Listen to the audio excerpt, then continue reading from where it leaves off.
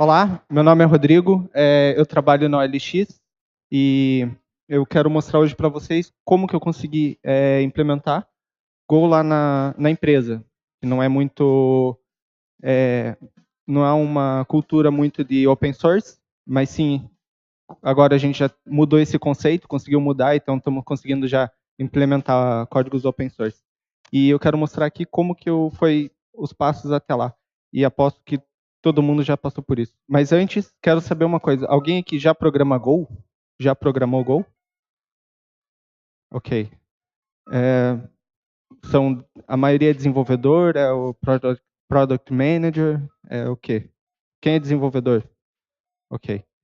Eu aposto que vocês já tentaram passar por implementar alguma coisa nova e já tiveram alguns problemas com isso, né?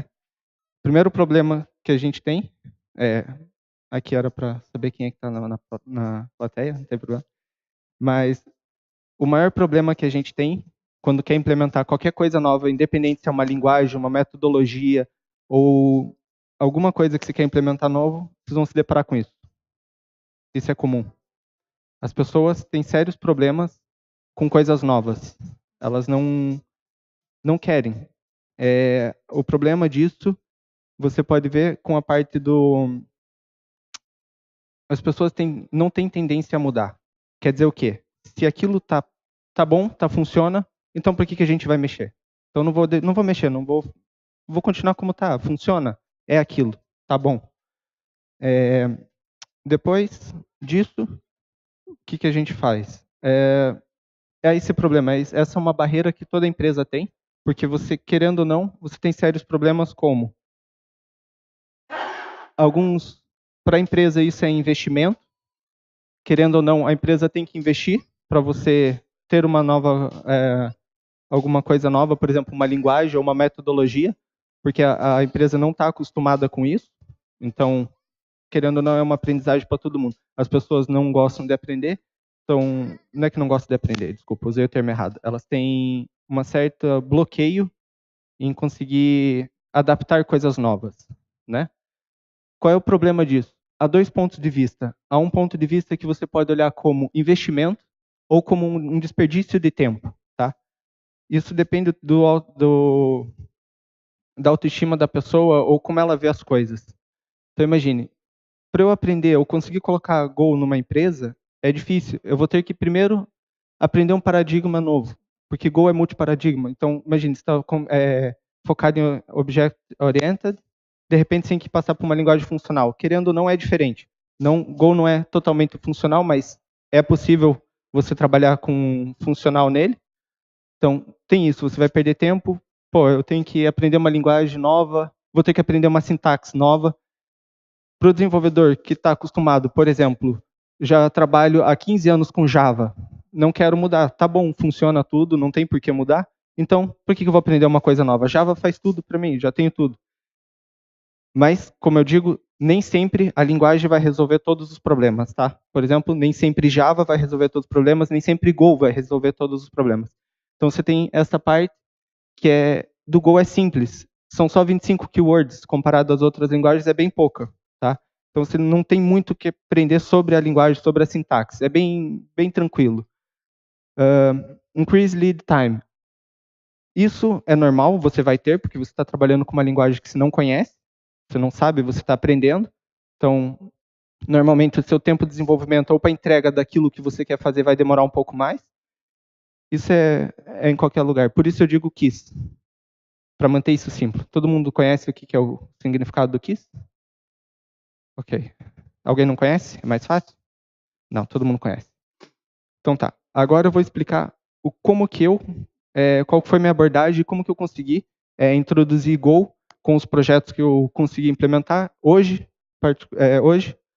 nós, com o approach que eu vou seguir, eu vou mostrar para vocês os projetos que eu fui seguindo, como é que foi a evolução dos projetos. Para hoje, eu consigo já trabalhar, estou 100% trabalhando com Go. E quando eu entrei, eu era desenvolvedor PHP. Depois fui para front-end. E graças a Deus, hoje eu ainda estou com Go. Eu sei. Então, qual que foi minha primeira abordagem para poder aprender isso? O básico, aprender a linguagem. É simples. Todo mundo fala, aprender uma linguagem. É bem simples, mas se você quer implementar, você tem que mostrar confiança daquilo que você sabe. Então, primeiro, você tem que ter confiança no código. E é uma coisa que eu não tinha. Tanto que eu falava, não posso simplesmente largar tudo e trabalhar com Go, que é uma linguagem que eu gostei, tá? Porque eu não tenho experiência para isso. Vai dar algum erro, vai dar algum problema, como qualquer outro problema, e eu não vou saber resolver. E o pior, se só tiver eu como programador Go, é pior ainda, porque só eu vou ter que resolver aquilo, né? Então, o que eu comecei fazendo? Keep it simple. Esse era o primeiro programa que eu fiz. Foi há 3 anos atrás, e era simplesmente básico de um programa em Go que simplesmente mostrava o texto dentro de um arquivo. Mas nada do que isso. Simples. Pode ver. Esse é o programa inteiro. Está no meu GitHub. Depois eu vou compartilhar. Quem quiser dar uma olhada. É simples. E é só isso. É simples. Mas isso foi há 3 anos atrás. Foi o primeiro que eu comecei e consegui tentar fazer as pessoas... porque fazer as pessoas gostarem disso e das coisas que eu estou fazendo para que elas usem aquilo e vejam os benefícios. Então, como eu falei, eu comecei com uma abordagem bem simples, que era, eu tenho uma main, que é a minha arquitetura base, né?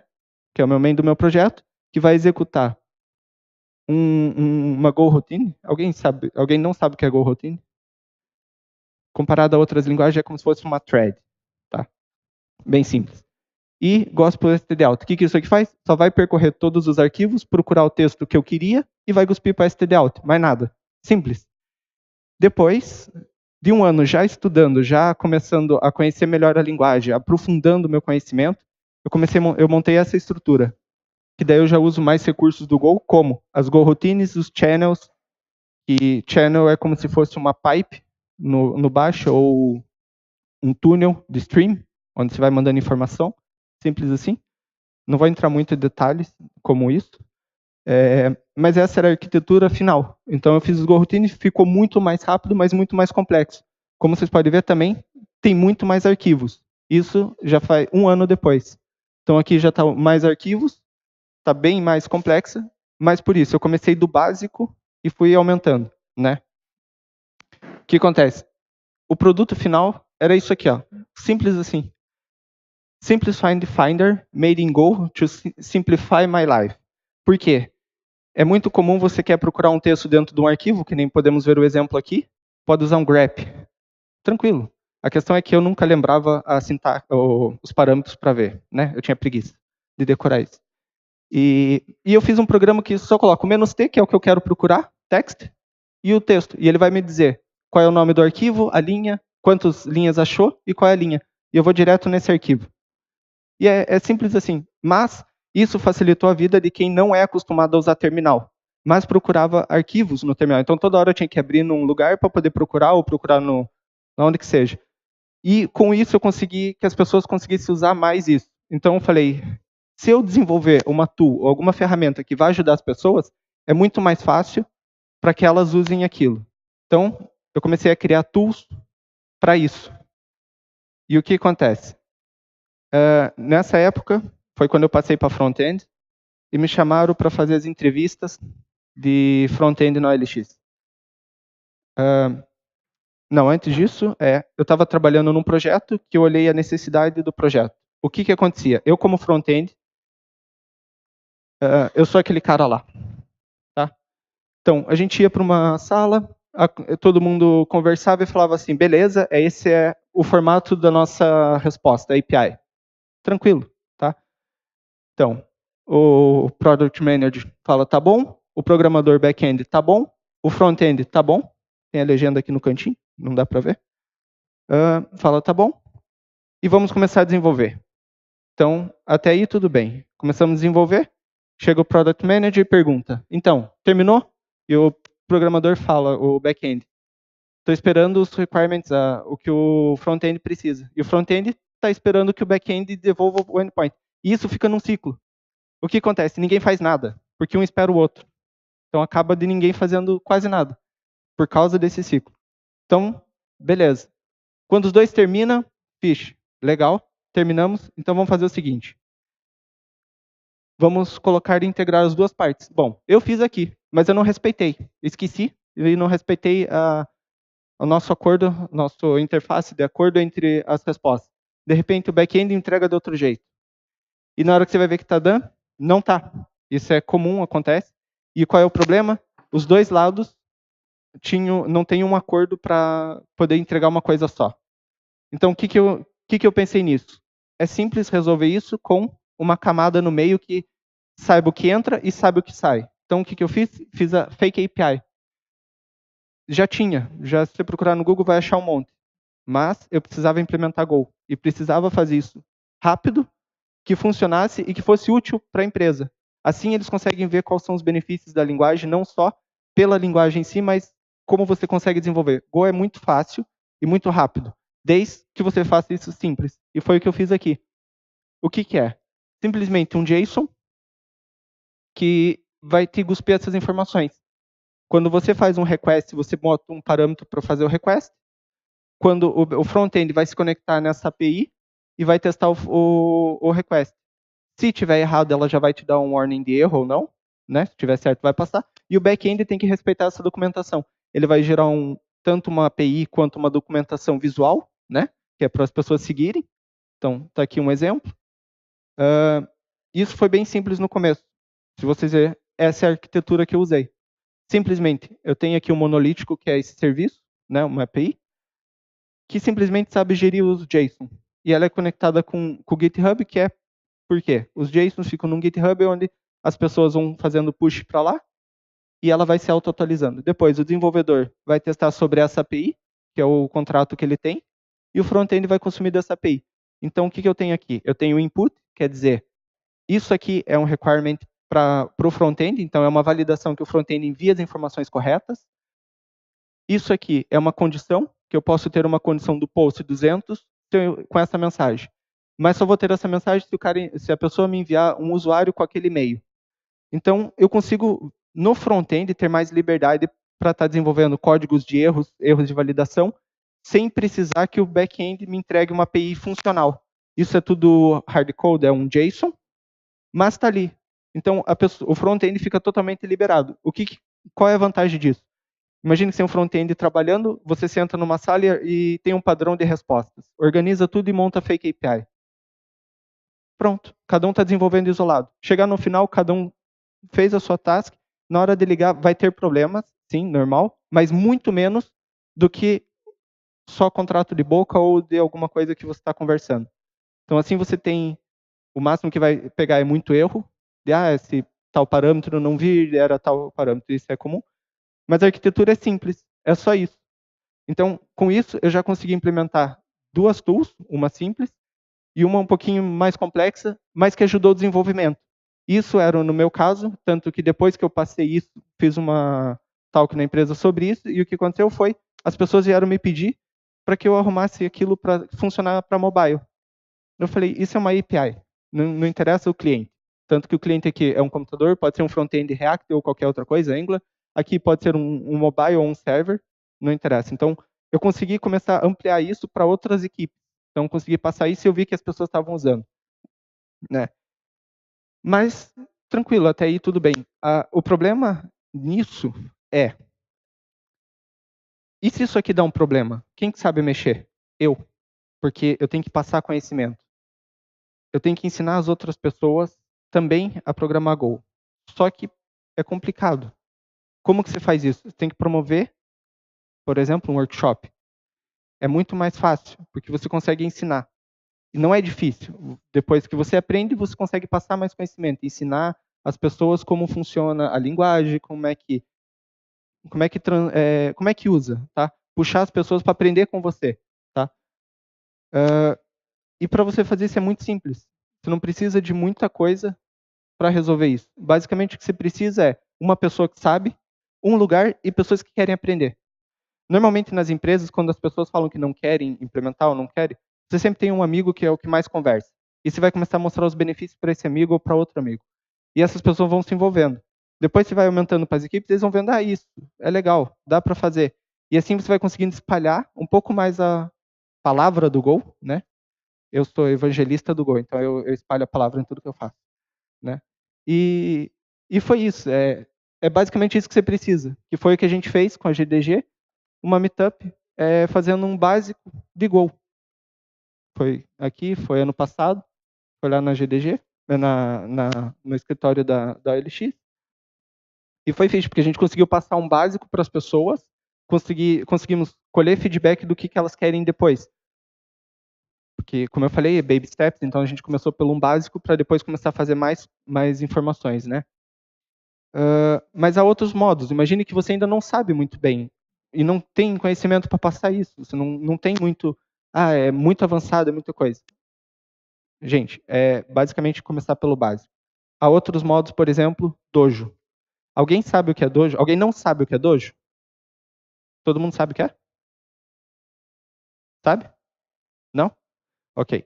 Dojo Koden Dojo, vem do Kata Dojo, que é do japonês, que usa por exemplo, os samurais.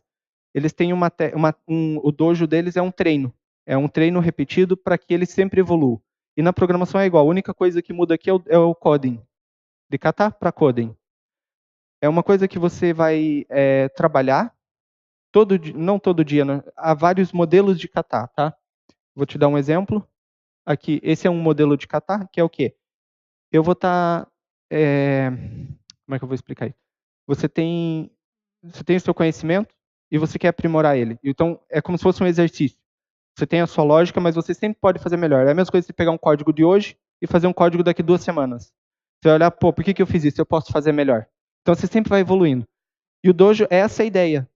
É as pessoas aprenderem a evoluir. Não só isso, como trabalhar em equipe, receber feedback de outras pessoas e ter há um conceito que é também de você não ter medo de perguntar, né? Porque isso é uma coisa que é comum. As pessoas falam assim, não vou perguntar, eu vou aqui bater a cabeça. Tudo bem, os 10, 15, 20 minutos, mas, pô, ficar 2 dias ali batendo a cabeça não é legal, né? É mais fácil você chegar para alguém, já passou por isso, como é que faz?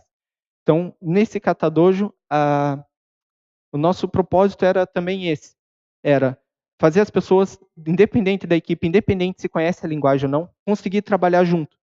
E o Go foi um bom exemplo, que era, a gente queria fazer o kata na empresa, Koden Dojo na empresa, e também queria implementar Go. Então, o que eu falei? Vamos juntar os dois. Vou fazer um dojo sobre Go. Simples. E como funciona um dojo, né? Então, só para dar um contexto, isso é um dojo. Como funciona um dojo? É 2 pessoas, né? Uma, que é a pessoa que é o seu mentor, né? É alguém que vai estar dirigindo você, e outra é alguém que vai estar ali só escrevendo. Então, você tem um problema, imagine, o problema é fazer um sort. Você vai começar por um for. Essa pessoa do lado que vai estar te dirigindo vai chegar e vai falar assim, ó, comece fazendo um for. Agora a gente vai precisar um for para ver qual que é a primeira letra, por exemplo, o primeiro caractere para fazer uma ordenação. E vai começar a te dar lógica. E você, como programador, ali na hora de digitar o código, só vai estar escrevendo e fazendo a lógica da pessoa. O resto do pessoal vai estar assistindo. Normalmente, isso vai rodando a mesa. Então, quer dizer, quem estava comandando, quem estava aqui digitando, passa para cá. Quem estava comandando vai digitar. E quem estava assistindo vai comandar. Nisso é o básico. Então, sempre vai rodando isso. Por quê? Você vai trabalhando em equipe, porque você só tem 5 a 7 minutos. Normalmente, esse tipo de trabalho é feito com 5 ou 7 pessoas. Nós tentamos fazer com 13, mas fica muita gente, porque roda, então o tempo passa muito rápido, você não percebe. Então é muito legal isso, para você poder pedir ajuda, falar assim, não sei. Porque você vai estar ali numa linguagem nova, uma coisa diferente, uma lógica, e às vezes você vê como é que teu amigo pensa. Normalmente esses dojo também são para desenvolver o TDD. Então, o que acontece? Você começa fazendo sempre o teste do que você quer, para depois começar o código. Nós fizemos isso com Go, mas depois começamos a fazer um pouco mais só com Go, porque primeiro precisamos conhecer a linguagem. Depois os testes entrar mais a fundo nisso, né? Então depois começou a ser o TDD mesmo, né? E é isso, é basicamente isso o Coding Dojo. Isso é simples também. O que você precisa disso? Desculpa, só adicionar mais um detalhe no Coding Dojo. Você precisa de uma pessoa que domine aquilo, tá? No caso, como você já estudou anteriormente Go, você é a pessoa que vai dominar isso. Há momentos que as pessoas não sabem a sintaxe e vão falar assim, e agora o que eu faço? Nesse momento, a pessoa que é o mentor, né, o master, é o sensei que a gente chama, é o que vai falar para você, ó, é assim a sintaxe. Só que ele não vai interferir, ele vai te ajudar nas partes da linguagem, tá? Ele não interfere no código, ele deixa acontecer o código. E é sempre bom ter snacks, ajuda a galera, eles ficam mais felizes. E o que precisa disso? É simples. É igual, precisa de uma pessoa que queira fazer, um lugar e pessoas que queiram aprender.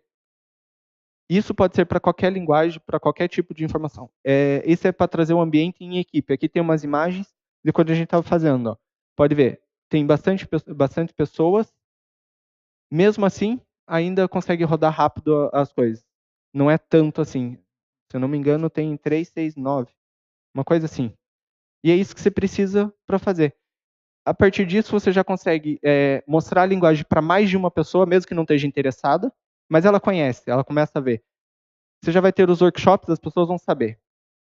Então, depois disso tudo que eu fiz, o que eu precisava? Bom, agora está na hora de fazer um projeto de verdade. Foi esse aqui, meu projeto de verdade que eu comecei a fazer para a OLX, que foi a época que me chamaram para fazer entrevistas de front-end. Qual que era o problema? Bem simples. O RH liga para o candidato, vai falar com o candidato está interessado, vai enviar um e-mail para o candidato vai resolver aquele problema, o challenge que é enviado para ele. Imagina que você tem um challenge para resolver, é normal quando você vai entrar numa empresa. E depois ele manda o challenge de volta para nós. O que acontece? Google, ele faz o zip e o Google trava. Ah, isso pode ser vírus, não vou deixar. Então você tem que fazer o quê? Você tem que ligar para o cara de novo, para o candidato. O candidato vai mandar para alguma cloud ou algum Google Drive para compartilhar com você. Normalmente eles mandam para um servidor deles para você fazer download. E beleza, depois está todo mundo feliz. É isso. Esse é o problema. E qual que era o problema? Então, quer dizer, eu vou ter que primeiro, como front-end, se eu não gostei do challenge, eu vou ter que fazer o quê? Eu vou ter que escrever um challenge novo. Pô, eu vou ter que mandar para o RH. O challenge para o RH a poder aprovar e continuar o processo e mandar para a pessoa. Fiz isso, só que o RH não atualizou o arquivo que manda. Eles atualizaram lá, mas não avisaram que tinha que mandar o novo. Então estava indo velho de novo. Aí eu pensei, pô, temos vários problemas aqui. Primeiro, como que eu vou analisar que o meu candidato sabe trabalhar com o Git? Não tenho como analisar isso, né? Como é que eu vou? O cara fez um zip aqui? Depois, qual foi o processo que ele usou? Ele usou uma template? Como é que eu vou avaliar isso? É mais complicado. Consigo, tranquilo, eu vou ver código, não vou ver como é que ele começou. E se esse código ele já tinha e só adaptou? Como é que eu sei o que ele alterou? Então, o que a gente fez? Pensei numa solução mais simples. Inventei um sistema, que é o Challenger, o nome, não coloquei aqui.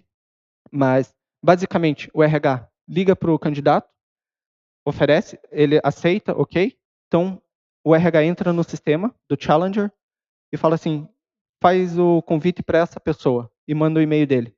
O Challenger integra com o Greenhouse, busca as informações, faz o que tem que fazer, por trás.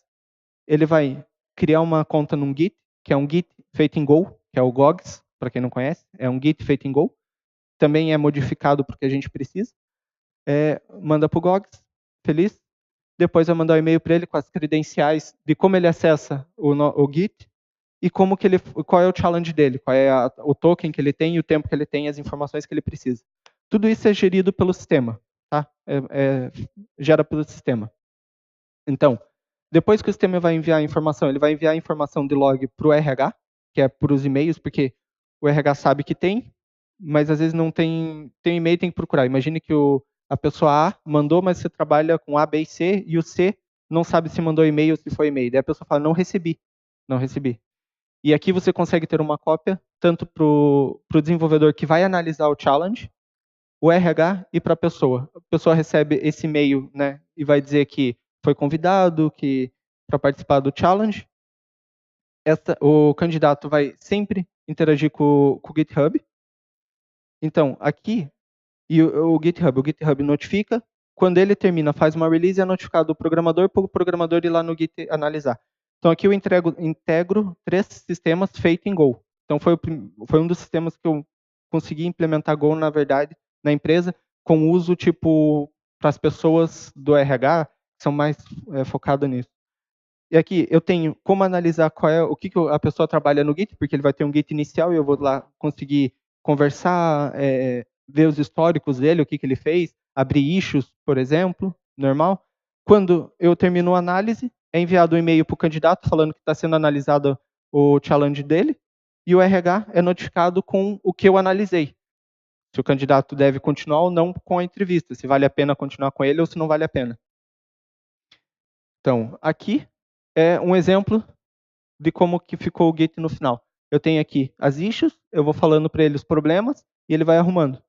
E aqui eu consigo trabalhar com saber se ele consegue ouvir críticas, como é que ele reage a críticas, como é que ele trabalha com Git, se ele sabe usar o Git Flow ou usa alguma coisa assim. Aqui eu tenho, por exemplo, uma atividade que é o log de toda atividade. Aqui não mostra, mas embaixo tem a hora que ele consegue logar no sistema, a hora que ele começou a ver a API, se ele leu a documentação, quer dizer, se ele abriu, porque ler não dá para saber, mas se ele abriu a documentação, então eu tenho tudo log, porque eles falam assim, eu via muito de falar, eu não recebi, mas eles logavam no sistema, tinha log de logado. Então, como que ele não recebeu, mas logou no sistema? Então, com isso, a gente tinha mais controle disso. Então, foi um sistema onde eu consegui ganhar espaço com Go. Consegui implementar uma coisa real, uma coisa que funciona, que as pessoas gostam.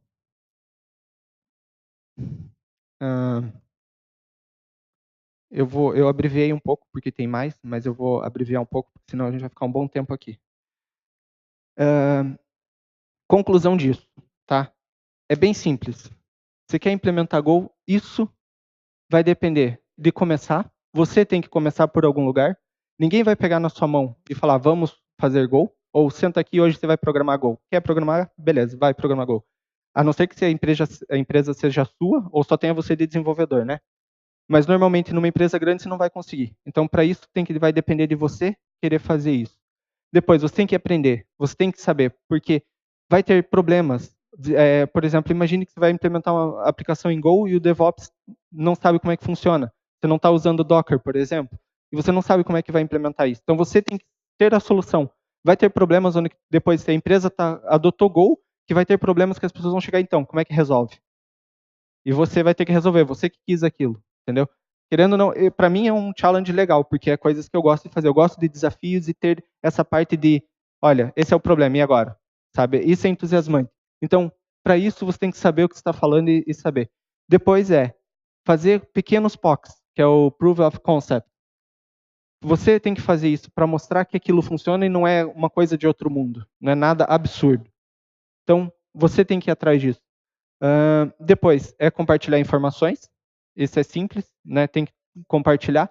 Senão, ninguém vai querer adotar, porque imagine, a empresa vai ficar dependente de você. Só você sabe Go. Então, quer dizer, o dia que você sair, todos os projetos que tiver em Go, imagine que você tem 13 microserviços em Go, de repente, e agora? Não tem mais programador Go. A gente vai ter que achar programador Go. Na próxima vez de implementar qualquer coisa, já vai ser difícil, você não vai conseguir. Porque a empresa já vai pensar nisso, vai pensar, pô, eu vou implementar, mas de repente a pessoa sai e não tem mais ninguém que saiba isso. Então é bom você fazer o compartilhamento. E o mais importante é não desistir. Eu vou te falar por quê. Eu estou estudando Go há 3 anos e meio, quase 4 anos. Quando eu entrei no LX, fazia pouco tempo que eu estava aprendendo Go, né? Fazia umas coisas bem simples. E, cara, quando eu entrei, as pessoas falavam, não, você nunca vai conseguir usar Go. A empresa era muito focada em projetos. Eu só tinha 2 frameworks, mais ou menos. Não é só tinha. 2 frameworks internos proprietários e eram fechados. Um deles acho que é aberto, não sei. É aberto? Mas é. E a questão é, imagine que eu trabalhava com PHP. Eu queria colocar, por exemplo, Laravel, não podia. Não era tão simples. A empresa segue todo mundo usa aquele framework interno e de repente tem outro projeto com framework de fora. Não faz sentido. E é por isso que eu falo, depois de mais ou menos fazendo isso, de 1 ano e meio, eu consegui que alguém autorizasse, algum chefe aí, né? Autorizasse o uso de Go como um serviço. Era pequeno. Por quê? É simples. É pequeno. Qualquer coisa, qualquer problema que der ali, tira ele e faz outro na linguagem que quiser. E hoje, né? E isso que acontece? Isso só depende de você, mais ninguém. Porque ninguém vai sentar e vai fazer isso. E graças a esse esforço que eu fiz durante, basicamente, 3 anos tentando implementar, hoje nós já temos microserviços num ecossistema onde já tem Go, tem Node, tem Java e tem PHP. E pensar nisso numa empresa que há 3 anos atrás só desenvolvia PHP e não queria mais nada, é uma coisa legal, é uma conquista. Então, por isso que eu falo, não desista, tente e promova. Vá atrás, porque quanto mais gente tiver, mais pessoas tiver, mais pessoas levar isso para frente, é melhor. Você vai ter mais gás, as empresas vão olhar com outros olhos para isso. É diferente, é uma coisa legal. E depois você consegue trabalhar com o que você gosta, é emocionante. Você vai trabalhar feliz, pelo menos eu. E basicamente é isso. Alguma pergunta? Ou ninguém entendeu nada, ou todo mundo entendeu tudo. É uma ou outra. Manda.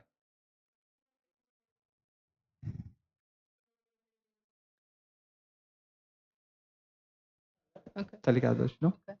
Ok. A pergunta foi se eu consegui envolver muita gente Ou seja, nos se eras projetos. só tu, se envolveste também. Então, é o que eu falei. Eu trouxe amigos que trabalhavam comigo e eu ia promovendo. Mas sim, hoje já tem bastante pessoas na empresa, tem muitas pessoas que estão usando o Go, estão aprendendo para poder adicionar no projeto, sabe? E consegui, sim. No começo foi mais difícil, porque as mesmas pessoas que hoje estão trabalhando com o Go e estão felizes, chegaram para mim e falaram assim, cara, você conseguiu. Um dia, no começo eu falei, eu vou colocar Go aqui dentro, eu vou conseguir ainda, não vou desistir. E essa pessoa falou assim, meu, parabéns, muito obrigado, porque hoje eu consigo trabalhar com Go. Isso é uma coisa que eu não conseguia antes. Mas sim, trazendo pessoas devagar. Por quê? A primeira implementação você precisa que mais, no mínimo 2 pessoas saibam. Porque se você sai, tem 2 ali que garante, sabe? Então sim, você tem que trazer. Mas consegui, graças a isso, consegui promover. Também eu faço bastante propaganda do Gol, né? Então, é isso. Mais alguma? Mais alguma? Então, obrigado. Aqui Já tá agora, meu só uma contato. coisa. Obrigado. Agora, que conselho é que tu dás para criar uma potencial comunidade de Go? Sei que vocês estão sempre à Uma o procura. quê? Uma comunidade de Go. Nós temos no Facebook. Já tem? Tem no Facebook. Sim, é isso. E perguntar por fora um pouco sobre a comunidade de Go. Sim, ela anda meio parada, depois o Renato, que o Renato Sim. é uma pessoa que gosta de publicar tudo. Mas nós temos eu não coloquei aqui, mas depois eu posso compartilhar a apresentação. E nós temos a comunidade no Facebook do Go. E tem também para quem não conhece, tem o Slack do Go. Então tem bastante gente lá, é bem legal participar. Isso não. Ok. É isso. Muito obrigada, Rodrigo. Ok, obrigado. Bem, este foi mais um meetup, uma pequena talk da GDG Lisboa, Google Developers Group. Nós fazemos isto pelo menos uma vez por mês, de vez em quando mais. O ano passado foram 30 vezes. Nós esperemos que gostem e que continuem a aparecer. E nós agora vamos ter mais duas apresentações muito curtas.